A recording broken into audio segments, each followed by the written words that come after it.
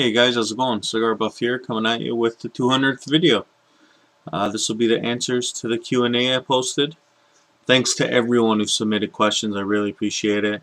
We didn't get that many comments, but it's not a big deal. My regulars did, and the main supporters of the channel was great. Anyways, let's get started in no particular order. I'm going to be looking over to the left here. It's my other monitor. So, Yukon 12 gauge, great channel, guys. Go check them out. Cigars or whiskey, or both. Favorite brands. So later on, someone did actually ask where did Cigar Buff come from, so I'll answer that. So I'm not going to get too involved in this question, but cigars or whiskey. For me, it's cigars. I'm not a huge whiskey guy. I know it's weird; they go hand in hand. But single malts and this and that, I'm not a fan. I like the sweeter liqueurs, which some people say, oh, it's girly. Well, like amaretto is my favorite, stuff like that. So I'd go with cigars. And favorite brands would be, the popular ones when I was smoking. Monte Cristos, Cohibas as a treat. Romeo and Julietas were nice. So stuff like that. Thanks, Yukon, for the question. Next one, Revolver 8-Shot says, next 5 guns you'd like to own and can't afford. Not if I win a lottery thing. Wow. First one is another one on my bucket list, has been there for a long time. Is a Smith & Wesson 1911 E-Series SC. It's a Scandium frame. It's beautiful. It looks like this.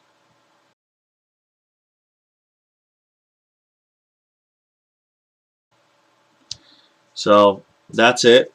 I love that thing. Number 2 would be I've always wanted a 44 mag in a lever action, or maybe even a 357 mag in like a lever action, maybe a Henry Big Boy or something like that. That'd be cool. Third one would be I'm going off the wing, by the way. I haven't like written these down or whatever. It makes it more natural or more original, if you will. Third one would probably be the new Smith & Wesson Victory, their new 22. That looks cool. That's definitely obtainable. Very, very affordable, even with Canadian dollar right now. So that's the third one. Fourth one would be an M1 Grand for sure. I don't own one of those. I have an M14 or M305, the Norinco one. Great gun, don't get me wrong. But an M1 Grand is an M1 Grand. Like, so much history, so much nostalgia, that gun. For sure. My fifth one would have been the CZ Shadow, but fortunately I was able to get that last year. Fifth one doesn't really come off the top of my head. Maybe like for shits and giggles, and it's not too expensive. It's obviously not like a Browning 1919 or something, or a a Barrett 50 BMG. But it would be probably a 500 Smith & Wesson. I have a video on my channel if you haven't checked it out. That gun kicked my ass. I didn't really think it was going to be that bad and that much recoil, but holy cow. That's just a fun gun to shoot. Not affordable ammo-wise or whatever, but it's just fun to shoot. So Revolver 8-Shot, thanks for the question. Next one is CFR, Canadian Firearms Review. These guys got an amazing channel, guys. Cinematics, lighting, everything. Go check them out for sure. They're an awesome channel. Blow my channel out of the water. They said, Cigar Buff, can you do a reloading video? Here at CFR, we're looking at getting into reloading. Any suggestions? So first of all, I have done a few reloading videos. Go check them out. I'm sure you have already. But there will be more coming. I just picked up some projectiles and some primers and stuff. Any suggestions? Suggestions is if money's no object, not really no object, but if you have a big budget, go Dylan. You'll have no worries. The warranty's amazing. That being said, as you can see right here, let me move out of the way. Sorry, the camera's reversed. You can kind of see it right there. Right there is my lead Loadmaster. I love it. End of story. I've only had to do 2 tweaks to it, as people say, but I mean, this is just very minor stuff. People are just fucking... Have you ever bought something and it works great? Fine. But majority of the stuff, something always goes wrong. Cars, even guns. Like, I mean, it's tinkering, as they say, is not a big deal to me. if anything, it tailors to my needs. I like it. So my Loadmaster's been great. 7,000 rounds through it already. No problems. So I like the Loadmaster, and it's affordable. So for us Canadians, you know how the dollar is. So thanks for the question. Next one is Machine Green. He's a cool guy.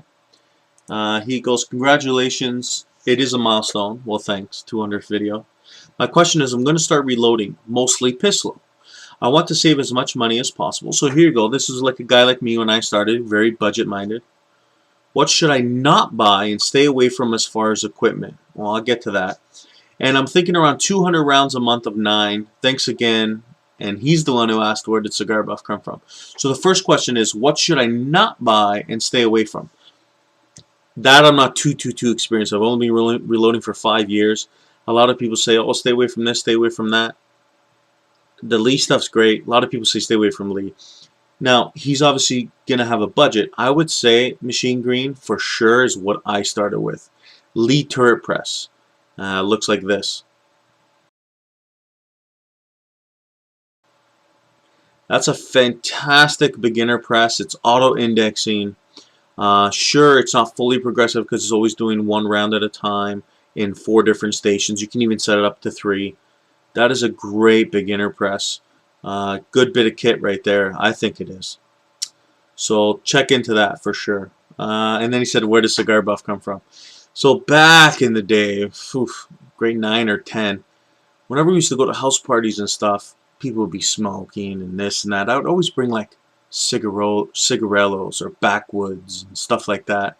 And I would have one of those while having a beer or two, you know what I mean? By the way, the legal age here is 18 to drink, so I know you guys have to wait till college or university to start pounding legally. But yeah, so I'd always have one of those, and people just started calling me, oh, you use Cigar Buff or something? Cigar Buff? And obviously Italian Stallion, but that's another story. Thanks, Machine Green, for the question. Next one's 99 Eternal. Congrats, brother. What range is that you shoot at? I shoot at Burlington. Burlington range.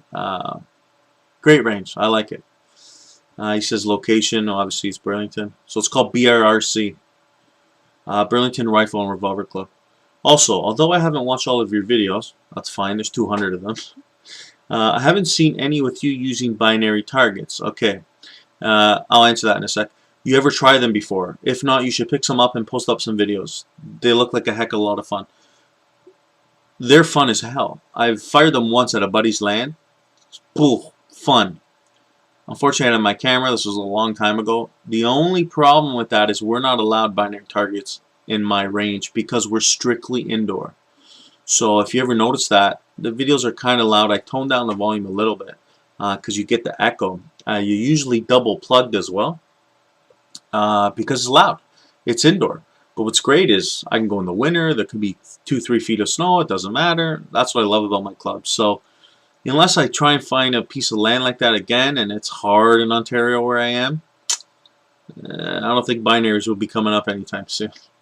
Thanks for the question, though. Memphis says, if you could change one thing in regards to Canadian gun laws, what would it be? That's a great question. I would say CCW, being able to carry. That's probably #1 answer for a lot of Canadians. Definitely being able to carry. I would love to be able to carry. And then with some of our other back laws regarding that, they would have to lift. Like, we're only allowed a minimum barrel size of 4.2 inches. I know it's stupid. In handguns, we're only allowed up to 10 rounds. So we can't carry like 17 or 18. So those would have to obviously disappear once CCW comes in too. So thanks for the question. Lever Action Dirk, what's up, buddy? If you could try shooting any 3 firearms in existence, what would they be? Also, who is your favorite action hero of all time? Good questions. So first one, if you could try shooting any 3 firearms in existence, what would they be? In existence. 50 BMG for sure. Haven't fired one of those. Fired a 338 Lapua. That was fun as hell. But 50 BMG for sure. Love to shoot a Browning 1919. Would absolutely love it. And the one that's always been on my bucket list, probably never going to happen in my lifetime, is a Gatling gun. That would be amazing. What's cool about BRRC and their members, Everyone's cool. I've had an opportunity to shoot hundreds and hundreds of different guns.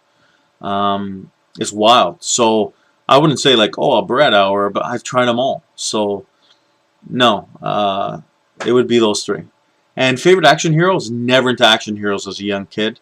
Because growing up hardcore Italian, it was basically, you know, sports, soccer, and some more soccer, stuff like that. So, like, all the hype around the movies, the Avengers, and this and that, I'll watch them, but I don't go goo goo gaga over them. So sorry, Lever Action Dirk, I can't answer that one.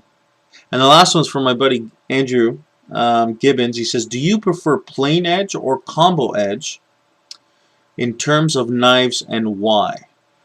And part 2 is also, what's the most expensive handgun rifle you have ever shot? That's some good questions. So the first one, do you prefer plain edge or combo edge? He knows the answer to this question already, but I love plain edge. As you guys can see in my videos, majority, I'd say 90 to 95% of my knives are plain edge. I find them more handy, more useful. I can get them scary sharp. Tough to sharpen a serrated edge, in my opinion. I'm just not a fan of it. I know people say, oh, but it's better to cut rope and this. And, well, that's what my multi-tool's for. I have a saw on it. So I love like the FFG, hollow grind, stuff like that. Love them. So plain edge for me. So if you want to send me anything, it's plain edge. I'm kidding.